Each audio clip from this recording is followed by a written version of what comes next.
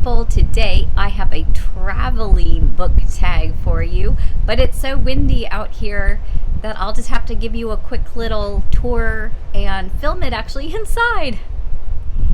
So the wind is ferocious, but you can see the beach and the waves. I don't know if you can see the shrimp boat. You see the shrimp boat? Woo! It's windy, y'all. So the light's not as good inside, but still lots of windows, lots of natural light.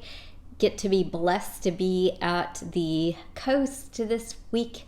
I am actually preparing for a youth retreat here, and this is a friend's house who's letting us stay for free. So I couldn't afford to come otherwise right now. So it's super fortunate. And I thought, what better time to do a traveling book tag? So do you read when you travel? Yes, unless I am with my students. If I'm traveling for work with my students, then I do not bring any books. I want to always be intentional about always being available for them. Do you travel with paper books? Yes. On this trip, I brought Mercy House. I brought Binti. Both of those are paper. But I did bring Small Angels, which is hardback. So I do not intentionally bring just paperback. I bring whatever I want to read, regardless of what it is. The only thing I will not bring is if I'm going camping or to the beach or someplace, I will not bring my collector cloth bound. Those stay only inside to read. But otherwise, I have no limitations. The next one is e-reader, but I don't even own an e-reader. I don't read on e-reader, so I'm definitely not going to do that on vacation. How many books do you bring? About one a day. So on this trip, I started with my new release from Book of the Month. I got about 170 pages into it, and I just decided this is definitely not the book for right now and probably not the book for me, but I will do a full review. It's basically like a wood ghost story where there are literal ghosts and curses, and they're trying to prevent a wedding from happening and happy things until the ghosts are at peace. And I just don't know that that's my kind of story. Although this one, Binti, I had this on my TBR for a long time. It actually was used in some schools, I was hearing. It is written by a woman who was born in the States, but her parents were Nigerian refugees here to the States. And so she has that kind of understanding about otherness and foreign transitions. And this is a story of another world. So this is another species that is really brilliant, and she is going to like a intergalactic university and dealing with the prejudice, but there is a threat against the whole society. And so her uniqueness comes into play. So lots of really interesting things. It was only 90 pages. I finished it in one sitting with my morning coffee on the deck. So that was a great one to bring. This one, Mercy House, I just started that one. Actually, I haven't even started this time. I try a chapter, but I'm going to read the first chapter again. So this is, from what I remember, there is also people looking for sanctuary at the nunnery, and the nuns basically don't break church law, but they kind of push the envelope of what's allowed or what's okay to do.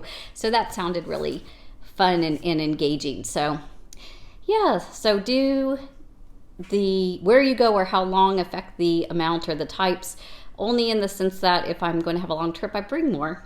But no, I'll bring whatever it was I was going to originally read or be interested in reading. It differs every time. There's nothing regulated about the travel that changes the books. And do you buy books when traveling? If there's opportunity, like I go to Portland, Oregon, I am absolutely going to buy an entire bag full of Powell's books and carry them on the plane back home with me. But generally speaking, I go places that don't have a lot of bookstores. Certainly not libraries. I'm not a good job of doing libraries. So, but if there's a little free library, I'll go over and peruse it. Or if there is a bookstore, I will definitely go in. And if I see something I want, I will definitely buy it. But I'm not real intentional most of the time about going, because I'm the only one usually traveling that is the book nerd. Everybody else is humoring me.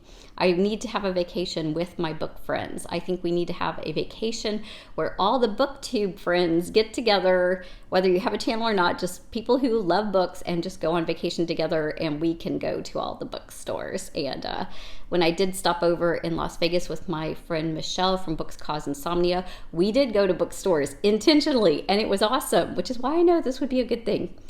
So it does say tag some people. I am away, so I don't have actual internet here, but I do remember I have 3 kind of new booktubers I've been following, so I'm going to go ahead and tag them. That would be Sir Booksage, It Came From the Page, and Book Blather. So I will tag you below. Please feel free to do this if you've already done it.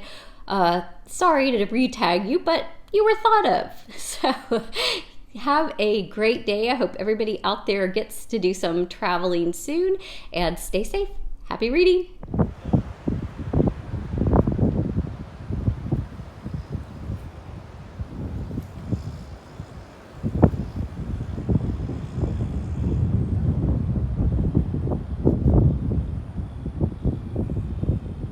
Beautiful.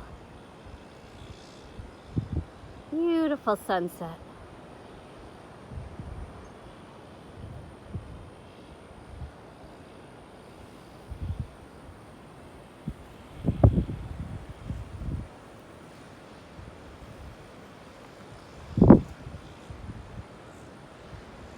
See the ocean.